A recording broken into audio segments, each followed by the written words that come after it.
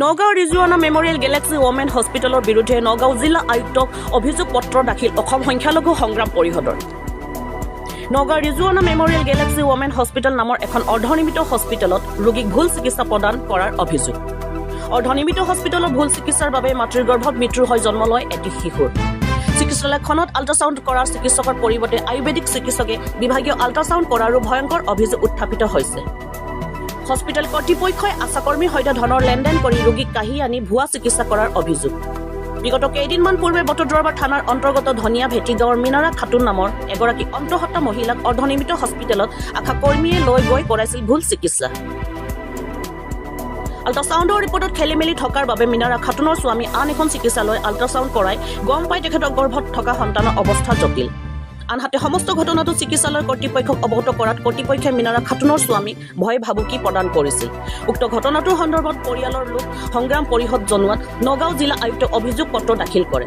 অসম সংখ্যালঘু সংগ্ৰাম পৰিষদে আনফালে চিকিৎসালয়খনৰ কৰ্তৃপক্ষৰ বিৰুদ্ধে মিনাৰা খাতুনৰ স্বামীয়ে হয়বৰ গাঁও আৰক্ষী চকীত দাখিল কৰিছে এজাহাৰ।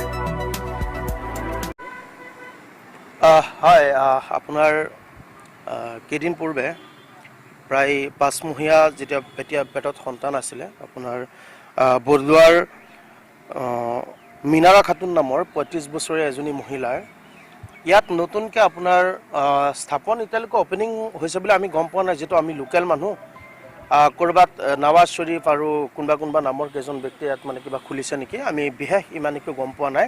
কিন্তু এতিয়ালৈকে আপোনালোকে চাব যে এই আপোনাৰ নাৰ্ছিং হোমখন এতিয়ালৈকে কমপ্লিট হোৱা নাই।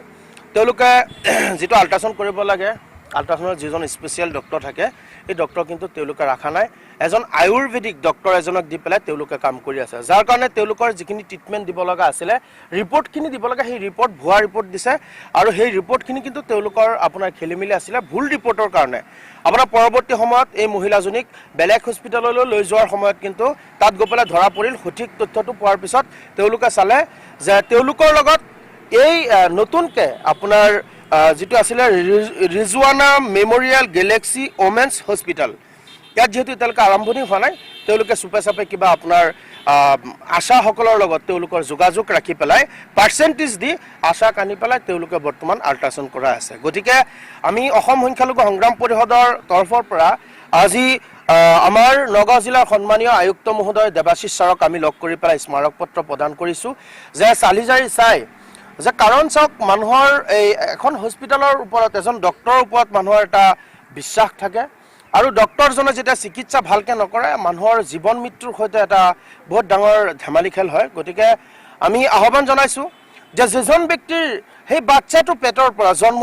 হোৱাৰ আগতে মৃত্যু হৈছে, যে এনে পুনৰাবৃত্তি নহয়, তাৰ কাৰণে আমি জিলা আয়ুক্তক জনাইছোঁ। আৰু লগে লগে আপোনাৰ যিজন পৰিয়াল আছে, ভুক্তভোগী পৰিয়ালে আজি নগাঁও হবৰগাঁও আৰক্ষী থানাত এখনি আপোনাৰ এজাহাৰ পত্ৰ দাখিল কৰিছে। আমি কৈছোঁ যে এইখিনি তদন্ত হ'ব লাগে, কি কাৰণত যে যধে মধে বিভিন্ন ঠাইত আপোনাৰ চিভিল হস্পিটেল খুলি আছে, পৰ্যাপ্ত পৰিমাণৰ কোনো ধৰণৰ সা সুবিধা ইয়াত নাই। বিশেষকৈ যদি ক'বলৈ যাওঁ, আমি আহি পেলাই এইখিনি চালোঁ, চোৱাৰ পিছত আমি গম পাইছোঁ যে যি আপোনাৰ এটা হস্পিটেলত কি কি প্ৰয়োজন, বিশেষকৈ আপোনাৰ ৰেডিঅ'লজিষ্ট ডক্টৰ নথকাৰ কাৰণে আজি এই ঘটনাটো হৈছে। লগতে পাৰ্কিঙৰ উপযুক্ত কোনো ধৰণৰ ইয়াত ঠাই নাই। নাৰ্ছিঙৰ বাউণ্ডাৰী চৌপাশে 10 ফুটকৈ ঠাই এৰিব লাগে, কিন্তু তেওঁলোকৰ সেই দূৰত্বখিনি নাইকিয়া। 4 নম্বৰত আকস্মিক বিপদৰ সময়ত অগ্নি নিৰ্বাপক বাহিনী সোমোৱাৰ কোনো ধৰণৰ সুবিধা তেওঁলোকৰ নাই। জাষ্ট এটা গেট আছে, এই গেটৰ বাহিৰত সেইটো আপোনাৰ বেক চাইড দি যে ওলাব ক'ৰবাত কোনোবা যাব, এনেকুৱা কোনো ধৰণৰ তেওঁলোকৰ ফেচিলিটিছ তেওঁলোকে ৰখা নাই। আৰু আমি যদি চাবলৈ যাওঁ, নাৰ্ছিং হোমখনৰ চৌপাশে জনবসতি আৰু ইয়াত হয়তো মানুহৰ ঘৰত বা কাৰোবাৰ তেনে ফেমিলি কিবা আপোনাৰ আলোচনা হ'লে, কিবা কথা পাতিলে নাৰ্ছিং হোমৰ ভিতৰত প্ৰভাৱটো পৰিব পাৰে, কোনো ধৰণৰ তেওঁলোকৰ ফেচিলিটিছ ৰখা নাই।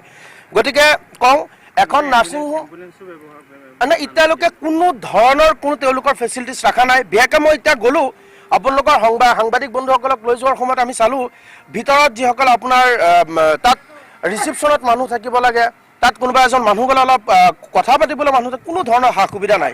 গতিকে কৈছোঁ যে ইয়াৰ উচিত তদন্ত লাগে। আৰু সন্মানীয় জিলা আয়ুক্ত দেৱাশিষ শৰ্মা ডাঙৰীয়াই আমাৰ লগত আশ্বাস দিছে, তেখেতে কৈছে যে গোটেইখিনি তদন্ত কৰিব। গতিকে আমি সংগ্ৰাম পৰিষদৰ তৰফৰ পৰা আমি এইখিনি বিচাৰিছোঁ, কি কাৰণত তেওঁলোকে এজন আয়ুৰ্বেদিক ডক্টৰেৰে ৰেডিঅ'লজিষ্ট চলাবলৈ তেওঁলোকে চেষ্টা কৰিছে, এইটো আমাৰ অলপ সন্দেহ হৈছে। চালি জাৰি চালে গোটেইখিনি ওলাই যায়।